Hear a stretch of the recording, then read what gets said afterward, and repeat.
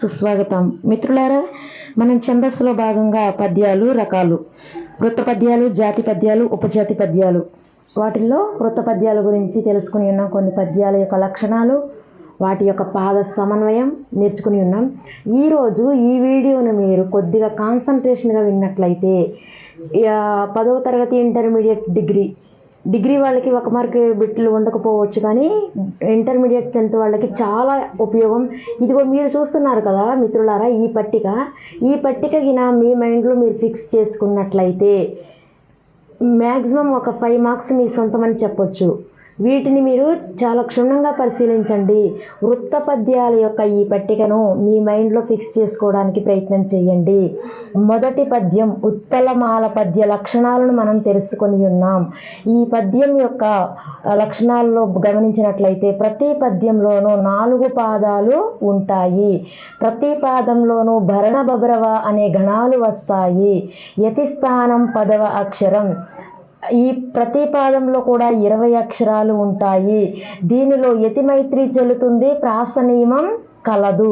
వీటిని మీరు జాగ్రత్తగా గమనించండి. ఈ 4 పద్యాలకు సంబంధించిన పాదాలు, గణాలు, యతిస్థానం, అక్షరాల సంఖ్య, యతి, ప్రాస నియమాలు చెల్లుతాయి అనే విషయాలను మీరు మైండ్లో ఫిక్స్ చేసుకున్నట్లయితే 1 మార్క్ బిట్లు 1 మార్కు కూడా మిస్ అవ్వకోకుండా పొందడానికి అవకాశం ఉన్నటువంటి పట్టిక. ఇది అత్యంత ప్రాధాన్యత. మీరు బిట్ పేపర్లో బిట్ చేయడానికి ఉపయోగపడేటటువంటి పట్టిక అనమాట. చంపకమాల చాలా షార్ట్గా నేర్చుకోవడానికి అవకాశం ఉన్నటువంటి పద్ధతి.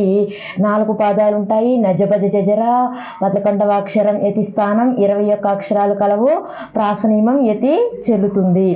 శార్దూల పద్యం చూసినట్లయితే 4 పాదాలు ఉంటాయి. మసజసకొత్తగా 13వ అక్షరం యతిస్థానం, 19 అక్షరాలు ప్రతి పాదంలోనూ ఉంటాయి. యతి చెల్లుతుంది, ప్రాసనియమం కలదు.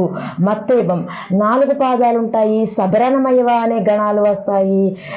యతిస్థానం 14వ అక్షరం, 20 అక్షరాలు ప్రతి పాదంలో ఉంటాయి. యతి చెల్లుతుంది.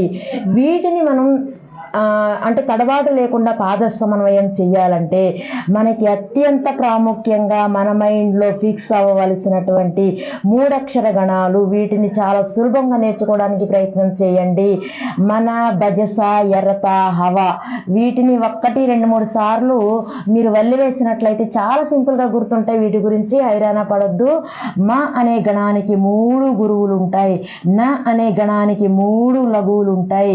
ఇక్కడ వరకు చూసినట్లయితే ఒక విధంగా, ఇక్కడ వరకు ఒక విధంగా గుర్తుపెట్టుకునేటందుకు ప్రయత్నం చేయండి.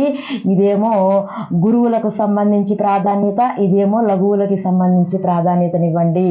మొదటి గురువు వచ్చినట్లయితే భగణం, మధ్యలో గురువు వచ్చినట్లయితే జగణం, అంత్య గురువు వచ్చినట్లయితే సగణం. మళ్ళీ రివర్స్. మొదటి లఘు వస్తే యగణం, మధ్య లఘు వస్తే రగణం, అంత్య లఘు వస్తే తగణం.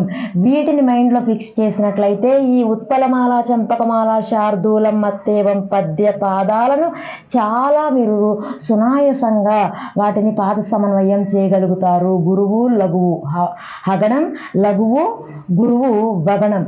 వీటిని గుర్తుపెట్టుకునేటందుకు ప్రయత్నం చేయండి. ఈ 3 అక్షర గణాలు ఎంత పర్టికులర్గా అంటే మీరు ఎంత ఎక్కువ గుర్తుపెట్టుకుంటారో ఈ యొక్క గణాలను చేసేటప్పుడు, ఈ ఉత్పలమాల, చంపకమాల, శార్దూలం, మత్తేవం పద్య పాదాలను సమన్వయం చేసేటప్పుడు ఎటువంటి తడబాటు ఉండదు.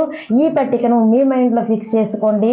మార్కులను మీ సొంతం చేసుకోండి. 1 బిట్ కూడా పొరపాటు పోవడానికి వీల్లేదు. ఉత్పలమాలకు ఎన్నవ అక్షరం యతిస్థానం అంటే 10వ అక్షరం, శార్దూలానికి ఎన్నవ అక్షరం యతిస్థానం అంటే 13వ అక్షరం, మత్తేవానికి ఎన్నవ అక్షరం యతిస్థానం అంటే 14వ అక్షరం. ఈ విధంగా ఎక్కడ అడిగినా కానీ చెప్పగలిగే విధంగా ఉంటారు.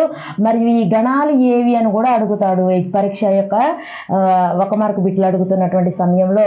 మసజస్పతగా అనేటటువంటి ఈ గణాలు ఏ పద్య పాదానికి సంబంధించినటువంటి గణాలు అని అడిగినట్లయితే వృత్త పద్యాలలో శార్దూలం యొక్క లక్షణాలకు సంబంధించి మసజస్పతగా అనే గణాలు వస్తాయి అని మనం ఆన్సర్ చేయడానికి అవకాశం ఉంటుంది. మిత్రులారా, ఈ పట్టికను మీ మైండ్లో ఫిక్స్ చేసుకోండి. మార్కులు మీ సొంతం చేసుకోండి. ఇది వృత్త పద్యాలలో ఉన్నటువంటి 4 పద్యాలకు సంబంధించినటువంటి షార్ట్ మెథడ్. దీనిని నేర్చుకోవడానికి ప్రయత్నం చేయండి. సందేహాలు ఉన్నట్టయితే కామెంట్ చేయండి. ధన్యవాదాలు.